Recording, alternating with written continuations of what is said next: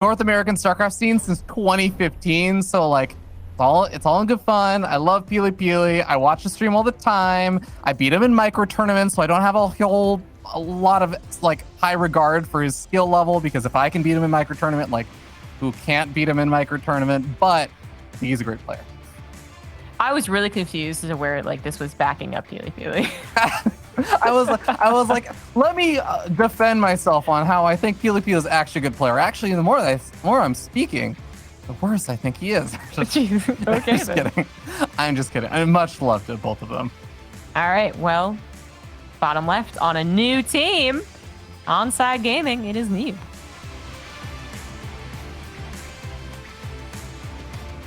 And up here in the top right, blue Protoss player from Genesis Gaming, it's PiLiPiLi.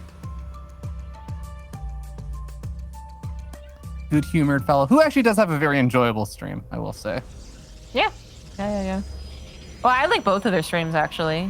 Oh, yeah. Mostly because Neeb is the exact type of stream that I've always loved. So this is probably why I'm not the best Twitch streamer, to be honest, is because what I like is what a lot of people don't necessarily like. I like, almost always zero music, first of all. Some music's good, like Nate's stream music is great. But like no music other than in-game, and then keyboard sounds. And that's it. And 1080p, like all that stuff. But that's it. So Neeb does a lot of that. You don't even have a camera most of the time, and that's just the thing that I can put on in the background and just feel nice and comfy at home with. So yeah, Neeb famously, I think even before he really popped off, he was the Protoss player / Terran player back in the day who would just play the game with no music, no extra music in the background or anything. Although I think he did have like his K-pop or something playing at one point. Yeah. But it'd just be like literally game sounds, and he actually disables certain types of the game sounds and stuff as well. So it has like a very interesting ASMR experience when you listen to Neeb's stream. I like it. I love it too. I also do like Nate's stream because there's most importantly it's the keyboard sounds for me. That's the most important thing. But anyways, Stargate to Stargate, one is in proxy, or well, hidden is more like it, and that is Neeb's. That is hidden. PiLiPiLi still going for one base, just in his own base. And it's kind of, I guess, really funny about this. I think they're both trying to play out of expectations for a Stargate, and that is by opening up 2 Stalkers. If you see 2 Adepts, it's more obvious, more concerning, I suppose. 2 Stalkers might put you into either a false sense of security in that, oh, it's not going to be a Stargate, or heighten your fear of other builds, like a 3-gate Robo or Proxy Gate or something like that. So that's weird that they're both doing the same thing, but they really are. And only one of them's getting a shield battery right now. So that's PiLiPiLi. Yeah, I mean, Neeb's definitely going to be a little bit happier with the fact that they're opening up with all the same kind of stuff, but PiLiPiLi, I guess, has the shield battery. If Neeb pulls his units back, he's going to be okay with it. He is going to go for the second Oracle as well. So, yeah, this is going to become an interesting thing. The thing is, if Neeb is poking forward, he needs to be careful not to lose any Stalkers over here, because he really is going to need those. It's good on PiLiPiLi to make sure this didn't kill him, because he did know that there was a missing pylon. That is, we know that happens in PvP. They get a probe in, they see a second pylon. Question is it actually being used? And unless you get that follow-up scout in the Nexus or literally into their main base, it's going to be hard to tell. And PiLiPiLi wasn't going to get much of that without an Adept or a Sentry. So he was just like, what would kill me? And that would be an Oracle. So it ends up working out really well for him to get that shield battery. And he even got a shield battery, I think, to protect his natural, too, just in case he was wrong and it was maybe something more forward attacked. So he does not take any damage so far, but the 2 Oracles are about to pair up. PiLiPiLi still has 2 Stalkers back at home. Yeah, should be safe for now. And now he's also got a Phoenix coming on out, so he should be able to push back the Oracles a lot more easily and ensure that they do effectively get recalled or go all the way back home if they end up rearing their head anytime in the near future. And yeah, Phoenix actually finds both the Oracles. Finds the Oracle that has lower hit points, so shield's all gone. It's going to take a lot of damage before it gets back to safety. Love the revelation. It is going to be useful to know where the Phoenix is, because then maybe you can avoid it for another dive-in. I mean, I don't think you would ever dive both Oracles, though, is the kind of tricky thing for Neeb, is that he can't really try and get more damage done with 1 Oracle, because shield batteries. Yeah. But then you can't dive with 2, because then you would assure that both of them are lost. Unless he waits for the recall again. but you really don't want to lose both oracles. So I don't know. It feels like PiLiPiLi has gotten the benefit of the defense. You know, as I was pointing out, shield battery was nice and all that. But then on the flip side, he never got any benefit from doing his Stargate. Like his oracle didn't really add very much here, and he is down 6 probes. So yeah, Neeb's just ahead, even if he hadn't done a whole lot of probe damage. Yeah, fully agree. I think just economically, Neeb's going to be a lot happier. The faster Nexus and everything all kind of ends up working out. So, well, at least PiLiPiLi can keep an eye out on his opponent's side of the map with his own oracle and not really worry as much about Neeb having a Phoenix out at this moment. That's going to go sniping things off. But as I say that, Blink is about to finish up, so you do still have to be pretty cautious of that oracle, especially since it's been tagged with Revelation and Blink is about to finish. Can't be to save this one. Oh, where is he? JK. Nope. Stalker's coming in from the north side.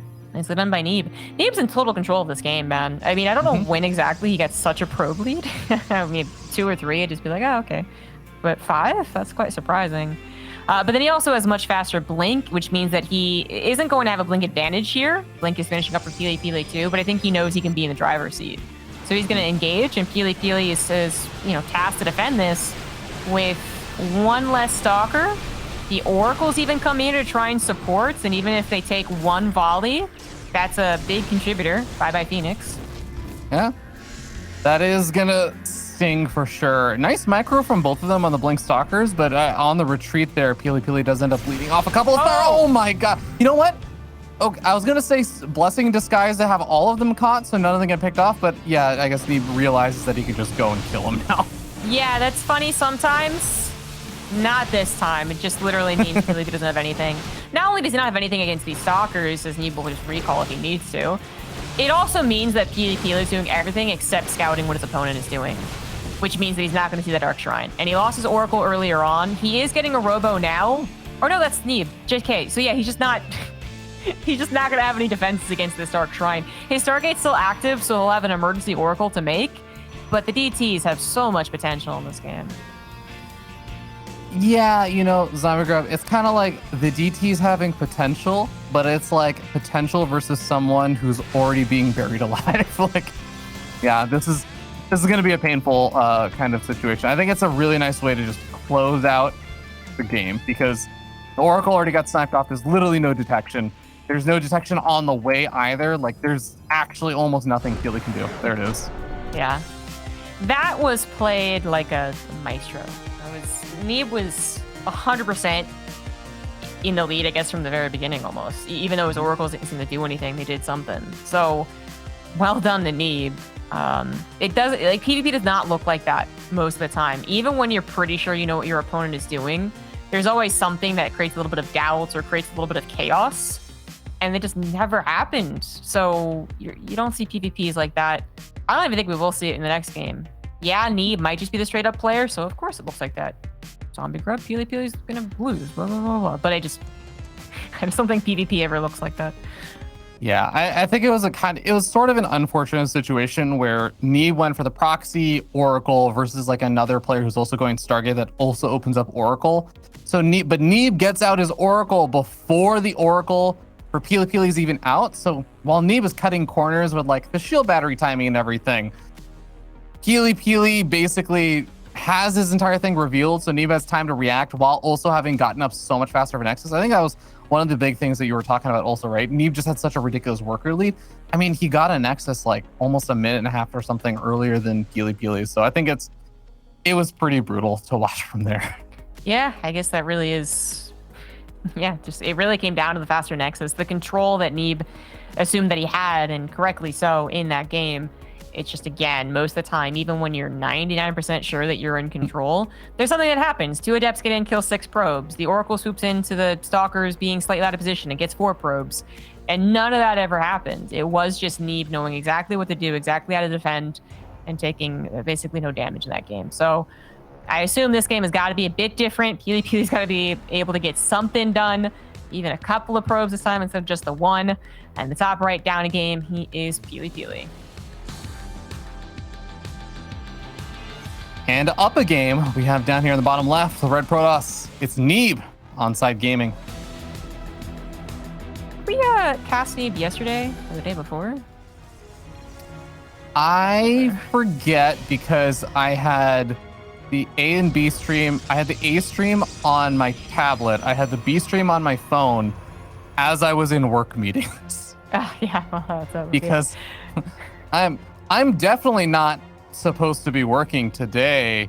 And if any of my coworkers are listening, please don't tell my manager. Don't report me. I was so confused. Don't tell my manager that who knows that I'm leaving my job on Wednesday. Oh gosh, good lord. Yeah. I was confused. I was looking at the wrong freaking North America because I feel like I would have remembered what matchup we cast of them if we did. So I didn't know Hitman was still playing. You're like looking at 2014. Exactly. I was like, what is happening? Neeb for M Canning. Didn't cast that. No. M Canning was on mainstream yesterday, right? Yesterday because he was facing Masa. Yeah. But no, it didn't cast Neeb Oko. It didn't cast. Yeah, well, all right. You know what? The only reason I brought it up, I should have just been like, well, in case you missed it, here's some information. Instead, I made this way too drawn out, which is that people won't be confused as to where Neeb's head is at right now, right? Because there was that kind of confusion of the, oh, I'm leaving Ting. JK, I'm on Onsite Gaming. And just to kind of clarify things for, again, people who might have missed it, if it was talked about previously or whatever, basically, Neeb is eventually going to stop dedicating full time to StarCraft, but university starts up soon, but not now. So he's still putting about pretty much the same amount of hours, which is often a crazy amount into StarCraft 2. But then eventually he will start to decline in hours, and we don't really know what that will mean. Because some players, they do totally fine splitting their time. Some players still find that they love StarCraft and they ignore their schoolwork, like Milky Cow. or they realize they can't do both. They don't want to do both. And they just stop StarCraft 2 completely, right? So it's basically a TBD on Neeb. But right now he is, let's just consider him full-time. Yeah, I think I'm glad that you actually clarified that too. And I think there's definitely a potential that Neeb is just still going to continue playing StarCraft even after he starts school, as you said, many people end up doing. So I'm actually very excited to see what kind of holds the future for Neeb, what we're going to see from him. But for now, I think the only future that we're really looking forward to at this moment is Neeb potentially having a 2-0 victory over here versus PiLiPiLi, because he's had a pretty strong game number 1, and game number 2, he is going to be opening up a little bit differently. He is not going to be going for that typical Stargate thing. He's going to go straight into the Twilight Council, whereas PiLiPiLi is just sticking tried and true with that kind of Stargate back at home. All right. Well, Neeb already up 2 probes. Doesn't make me feel so good. Obviously, PiLiPiLi has a lot of potential with an Oracle, even a double Oracle. But I would have said that about last game, how much potential there is in a PvP for things to get chaotic, and they never did. And Neeb scouts the Oracle as well with this hallucinated Oracle, which I don't think PiLiPiLi is going to assume is... Oh, God, he forces the Warpin back at home. Granted, I don't think it's a proxy pawn on the other side of the map or anything, but that is still a nice, just being able to make it force a reaction where the opponent basically says, I need to make stalkers right now back at home. Right. Yeah, forcing, because actually otherwise, he might not have been planning on warping it at all. So throwing down more tech or something. Yeah, exactly. That's going to be a huge difference, that 2 stalkers, they're individually almost the cost of a Twilight Council, almost. That's a huge delay in your Twilight Council, which you're actually trying to catch up on, which you can catch up on in this particular build order crossover, but assuming that your Oracle lives and does a little bit of damage, or at least threatens the damage, but it just died. So now, really, PiLiPiLi is just straight up behind, 100%. There's no way to claw himself back into this. I think the Dark Shrine is definitely the best move, now that he knows that it's Twilight Council. Ditto. Yeah, there is one kind of cool difference finally in favor of PiLiPiLi, depending on how Neeb decides to play out the next 45 seconds or so, which is there's actually a form of detection for PiLiPiLi to be made, right? He doesn't have it right now because he just lost the Oracle, but he can make an Oracle out of that Stargate. Neeb doesn't actually have a Rovo on the way. He's finishing up Blink, because he's also attacking to his own Dark Shrine. There's a potential here for PiLiPiLi to get something really nice done.